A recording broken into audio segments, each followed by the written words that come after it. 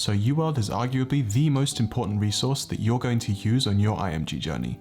But I, like many other medical students, didn't use Uworld to its fullest potential until much later in my journey. So in today's video, I'm going to tell you guys everything I wish I had known 2 years ago so you guys don't make the same mistakes that I did. By the way, if you're new here, my name's Chris, I'm a 5th year international medical student and I make videos about my IMG journey. So this video is going to be split into 2 main parts. Firstly, I'm going to talk about my philosophy surrounding reviewing practice questions. I'm going to show you how to review the questions to get the most out of them. And secondly, I'm going to talk about how you can use Uworld as a powerful resource for active learning and spaced repetition to supercharge your learning. So firstly, I would say, I don't think you should use tutor mode. I think you should do your practice questions in random timed mode. When I do questions in tutor mode, it's very easy to get distracted because as soon as you answer the question, you're given the answer. And that either gives you positive validation or negative validation. And that's really not the way it works on the test. On the test, you're not sure if you've answered the question correctly or incorrectly, and you have to move on to the next question as quickly as possible. Also, I think it's really important that you get used to the timing that's required on step 1. And the more practice questions you answer, the better you're going to develop your internal clock as to how long you should be spending on questions. You want to practice in your training like you're going to play. If I could use a sports analogy here, if when you were training for a match, all of your training sessions were very relaxed and there was no pressure and there was no timer going on, you can't expect yourself to perform very well when you go into a match and there's all this pressure to succeed. With regards to reviewing practice questions, you should be spending twice as long reviewing the answers to the practice questions as actually answering those questions. If you spent an hour doing a question block, you should spend 2 hours reviewing that question block. And this is really important because Uworld is a learning resource, not an assessment tool. Really, most of the value of Uworld is obtained from really digging into the answer choices and finding out why you got answers wrong or why you got answers correct. Because Uworld is fantastic. They've written up these really fantastic explanations to the questions, and you really have to take the time to read those explanations and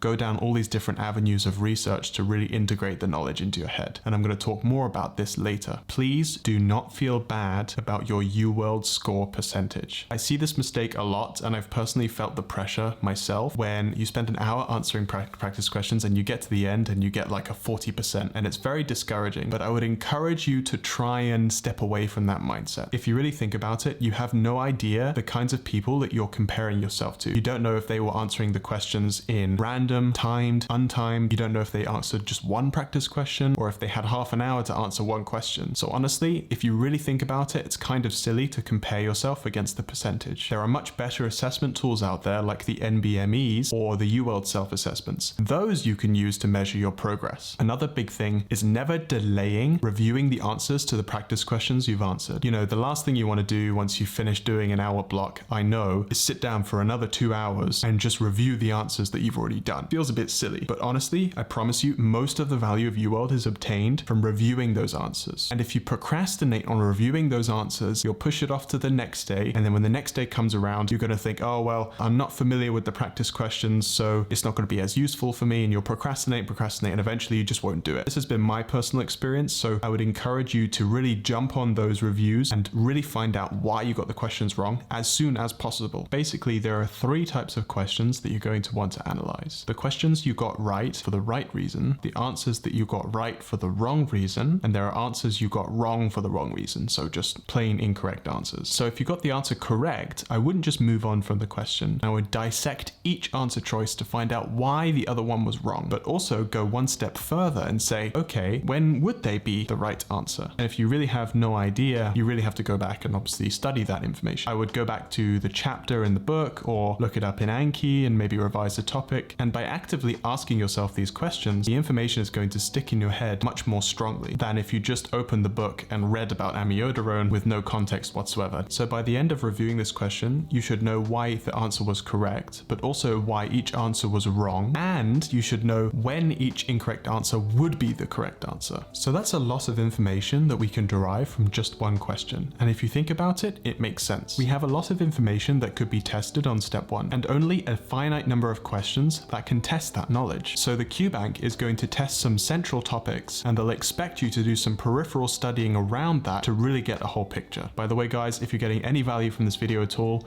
I'd really appreciate if you dropped a like and subscribe to the channel. It's free, and you can always unsub in the future if you feel like you're not getting any value from these videos. Can you tell I'm studying for step 1?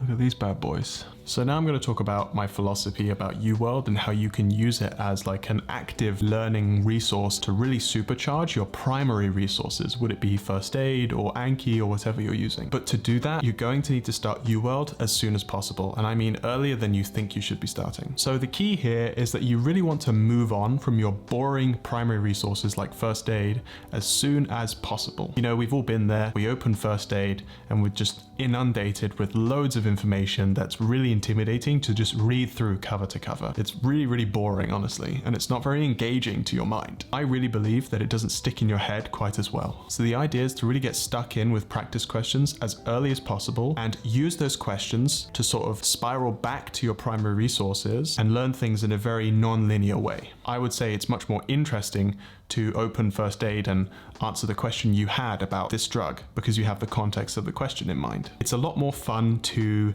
actually get stuck in and play the game and learn the rules as you go, which would be doing practice questions, as opposed to sitting down, opening the rule book for football and reading all the rules of football before you even play a game. So I'm going to recommend to everyone watching this video right now that you start a QBank right now. I mean immediately. As soon as you finish this video, go start a QBank. And believe me, I know how it feels. I'm struggling with this currently. I feel like I don't have all the required knowledge to really do well on a QBank, so you kind of feel like it's a waste of time to be answering questions. I mean, I get it. We're all med students. We're all control freaks. We're all a little bit neurotic. I would really encourage you to just push past that uncomfortable feeling and just get stuck in with practice questions. If we think about the amiodarone example, that single question has produced several different avenues of study that could keep you occupied for hours. You know, the other day I spent half an hour reviewing the answers to just one question, and I really don't feel like that was wasted time. At least it was much more useful than just opening first aid to a random page and reading for half an hour. So because you're learning in this way, I would warn you, this is sort of a scattered approach and it's going to feel very non-linear and random in the beginning, but I would encourage you to stick with it because once you get to the end, I promise everything will sort of come together and you'll have developed this web of knowledge and things will start to make more sense. It's kind of related to spiral learning, which is where you revisit a concept again and again and you revisit the same topic in different contexts, like in different practice questions, and hopefully that will allow the information to stick in your mind much more. It's really kind of hard to explain this concept. I hope I've done an okay job with it, but this really, really is a much more efficient technique than just reading the book cover to cover and then starting to do practice questions. And the last thing I would say is have the right mindset. I believe in all of you guys. Just put in the work and I promise you, you will reap the rewards. The first thing you have to do if you're going to succeed on this massive journey is believe in yourself and believe that it's possible. If you never believe in yourself and you never believe that your dream might come true one day, then it never will. So there you have it, guys. Those are all the techniques that I've learned over my 2-year journey studying for step 1. If you guys have any questions or comments surrounding Uworld or practice questions in general, leave a comment down below. I respond to all my comments. If you found this video helpful at all, you should check out this video here where I cover all the resources that I'm personally using for step 1. Make sure you share this video with anyone you think really needs to hear this, and I'll see you guys all later. Cheers.